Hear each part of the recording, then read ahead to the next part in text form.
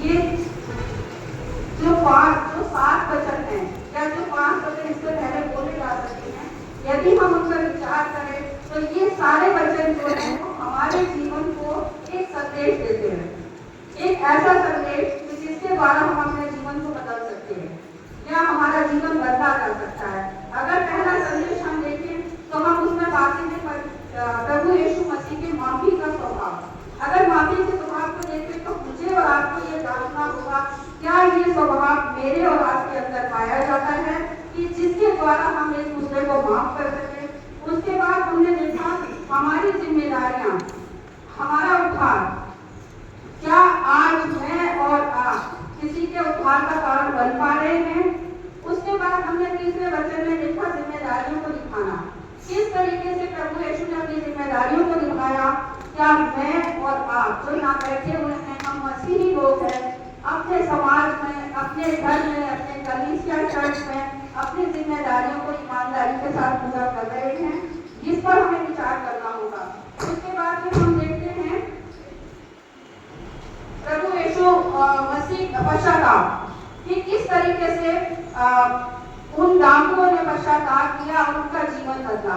क्या ये मेरे और आपके स्वभाव में पाया जाता है कि हम पश्चाताप करें और प्रभु यीशु मसीह के हाथों में अपने आप को सौंप दें। इसी तरीके से आज हम देखेंगे, आज का जो प्रार्थना वचन हमें पढ़ाया, छठी वाणी या छठा वचन जो प्रभु यीशु मसीह ने कहा, जिसे हम पाते हैं यूहन्ना 19:30 में। यूहन्ना 19:30 में जब यीशु ने सिक्का लिया तो कहा पूरा हुआ, और ये कहकर अपने प्राण त्याग दिए। एक छोटा सा शब्द कि पूरा हुआ।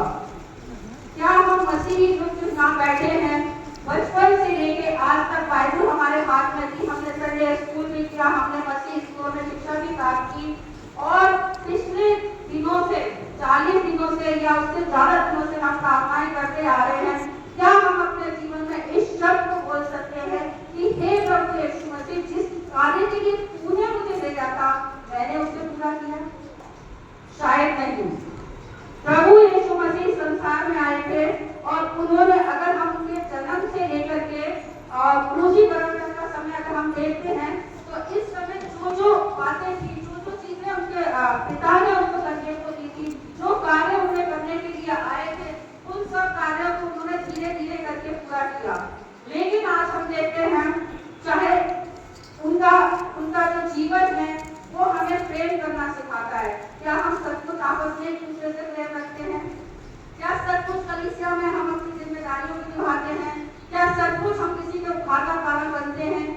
अगर ये सब चीजें मेरे और आपके अंदर आज मौजूद नहीं है तो मेरा और आपका जीवन कहाँ है?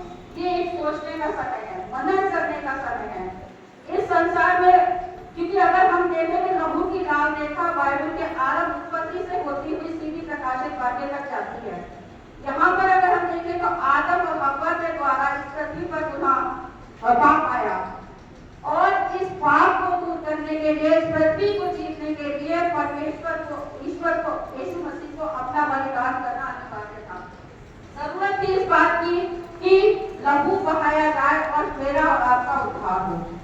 जो कार्य प्रभु यीशु, उसके बाद हम देखते हैं यूहन्ना 17:4 में, जो कार्य तूने मुझे करने के लिए दिया था उसे मैंने पूरा करके सृष्टि पर तेरी महिमा की।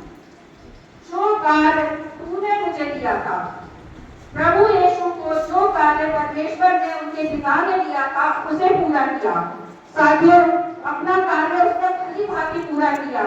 आज यदि हम यहाँ पर हैं तो उसके माफी के कारण है। उसने हम गुनहगारों को माफ किया, उसने हम गुनहगारों के लिए अपने लहू को बहा दिया। उसके माफी के कारण मैं और आप यहाँ मौजूद हैं, क्योंकि उसने मेरे और आपके गुनाहों के लिए क्रूस को सह लिया या क्रूसी मौत को सह लिया।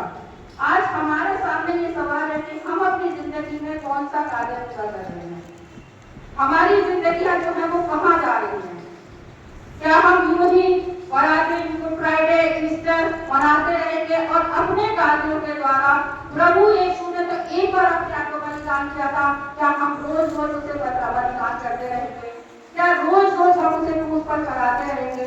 ये मुझे और आपको सोचना होगा कि हमारा जीवन जो है वो कहाँ जा रहा है। उसने हमारे लिए क्या करा, उसने अपने खून को बहा के मेरे और आपके लिए हमारे जीवन को खरीदा, लेकिन हमारे जीवन का उद्देश्य आज कहाँ है।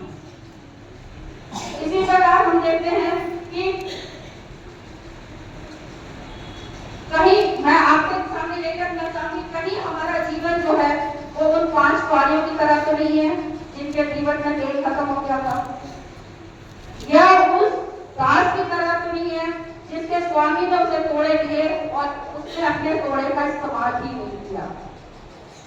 ये हमें सोचना होगा और समझना होगा इससे पहले कि हमारा ये जीवन समाप्त हो जाए, इससे पहले कि उस घास की तरह जिस घास पे फूल खिलते हैं, सुबह खिलते और शाम में मुरझा जाते हैं, हमारा जीवन मुरझा जाए। भाइयों और बहनों, हमें अपने आप को बदल कर ये जानकर कि प्रभु यीशु ने अपने आप को हमें बलिदान कर दिया, आज मेरी और आपकी बारी है। उसने अपना खून बहा दिया, उसने हमारे लिए कांटों भरा ताज अपने ऊपर पहन दिया, उसने अपने हाथ पैरों में कीड़े छुपवा लिए, उसने अपनी बस्ती में खाना मरवाया। काहे के लिए? शायद कोई शौक तो नहीं था उन्हें, या हंसी मजाक तो वहां नहीं चल रहा था, लेकिन सिर्फ इसलिए जो हम जितने भी यहाँ पर बैठे हुए हम उसके चुने हुए लोग हैं। बहुत सारे लोग हैं सड़क पे आज घूम रहे हैं, क्या उनमें से कोई यहाँ आया? शायद नहीं। हम जितने भी यहाँ बैठे हुए हैं उसके चुने हुए लोग हैं। तो जब हम चुने हुए लोग हैं, हम यहाँ बैठे हैं, तो हमारा विश्वास कहाँ है? मेरा और आपका विश्वास प्रभु यीशु मसीह में कितना है? हमारा जीवन कहाँ जा रहा है? क्या हम सचमुच संसारिक कामों में इस तरह इतना लिप्त हो गए हैं कि हम भूल चुके हैं कि सिर्फ बड़ा दिन हम मना लेंगे, हम ईस्टर मना लेंगे, गुड फ्राइडे मना लेंगे और एंजॉय कर लेंगे, लेकिन जीवन का क्या? उस जीवन का क्या? 5 कुआरियां थी, उनका जीवन समाप्त हो गया क्योंकि उनके जीवन में तेल नहीं था। 5 के में था और 5 के में नहीं था। जिनके में नहीं था उनका जीवन समाप्त हो गया। क्या आज मेरा और आपका जीवन इसी तरह समाप्त तो नहीं हो रहा है? हमें सोचना होगा, विचार करना होगा, अपने जीवन को प्रभु यीशु मसीह को सौंपना होगा। यदि आप और मैं इस संसार से विदा होते हैं, या यदि क्या हमारे पास, सब जानते हैं कि जब हम आए हैं तो हमें जाना भी होगा, हम सबको पता है, लेकिन कब, कैसे, कहां, ये नहीं मालूम, ये कोई नहीं जानता। लेकिन ये सत्य है कि हमें जाना है। जब हमें जाना है तो क्या हम आपस में एक दूसरे से प्रेम कर रहे हैं? क्या हम आपस में एक दूसरे की फिक्र कर रहे हैं? अपनी जिम्मेदारियों को ईमानदारी से निभा रहे हैं? क्या हम किसी के उद्धार का कारण बन रहे हैं? क्या ये सारे स्वभाव जो प्रभु यीशु मसीह के अंदर थे वो हमारे अंदर पाए जाते हैं? यदि ऐसा नहीं है तो बहनों भाइयों, आज भी एक मौका है। प्रभु यीशु मसीह हमारे हजारों बुराइयां होने के बावजूद भी वो हमें आज भी अपने हाथों को फैलाकर आज भी वो हमें बुला रहा है। आज भी वो हमसे कह रहा है कि हे मेरी बेटी, हे मेरे बेटे, हे मेरे बच्चे, मेरे पास आओ।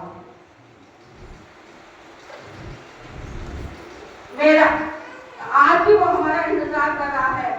प्रभु यीशु ने, चाहे वो चंगाई का काम हो, चाहे आश्चर्य करने का कार्य हो, या मुर्दे जलाने का कार्य हो, या किसी भी रूप में शैतान को हराने का कार्य हो, सारे कार्यों को उसने अपने जीवन में पूरा किया और लास्ट में उस क्रूसी मौत को भी सह लिया जिससे कि मैं और आप बचाए जाएं। आज हम जांचें अपने आप को, प्रार्थना करें प्रभु यीशु से कि मैं और आप आज कहाँ हैं। हम रोज दुआएं कर लेते हैं लेकिन शायद जानते ही नहीं। हम रोज बुराइयां कर लेते हैं एक दूसरे की लेकिन जानते ही नहीं। अपने आप को हम नहीं देख पाते। जरूरत इस बात की है कि प्रभु यीशु में प्रभु यीशु को हम अपने जीवन को सौंप दें और उन कार्यों को जाने अपने जीवन में कि प्रभु यीशु ने बहुत छोटी उम्र में, बहुत ज्यादा उम्र नहीं थी, एक ऐसी उम्र 30-32 साल की या 35 साल की जिसमें हम जो है हमारे जवान या हम लोग अपने जीवन को शुरू करने का सोचते हैं, लेकिन इतनी सी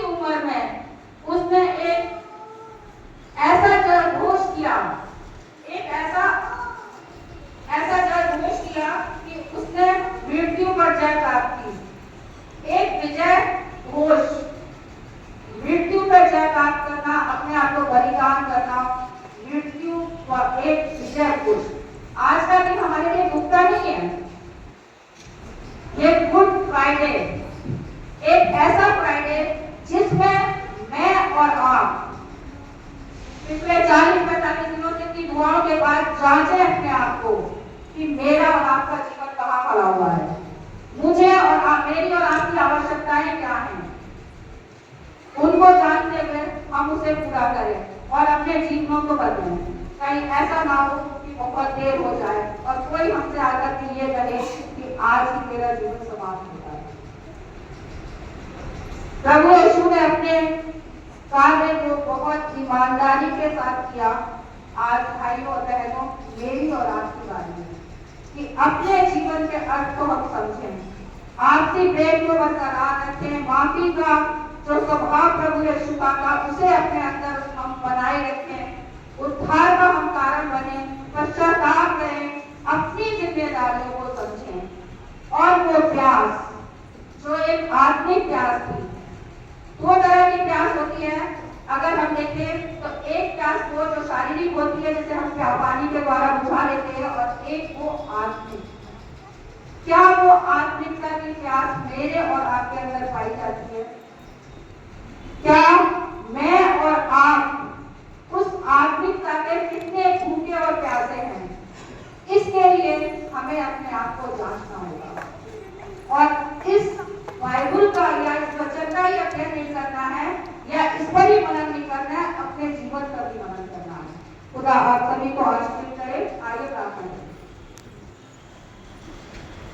प्रभु, हम सब पापी गुनहगार हैं, तूने हमें ये जीवन दिया, हमारे गुनाहों को माफ कर।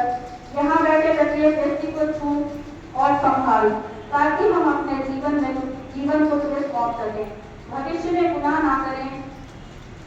प्रभु, तूने तो अपने कार्य को पूरा किया, आज हमें ये तौफीक बख्श कि प्रभु हम खुश में होकर अपने जीवन को व्यतीत करें और एक बार फिर से यहाँ मौजूद हर शख्स को छू अपने हाथों में ले, और इस दुआ को हम तेरे बेटे यीशु मसीह के नाम से मांग लेते हैं। आमीन।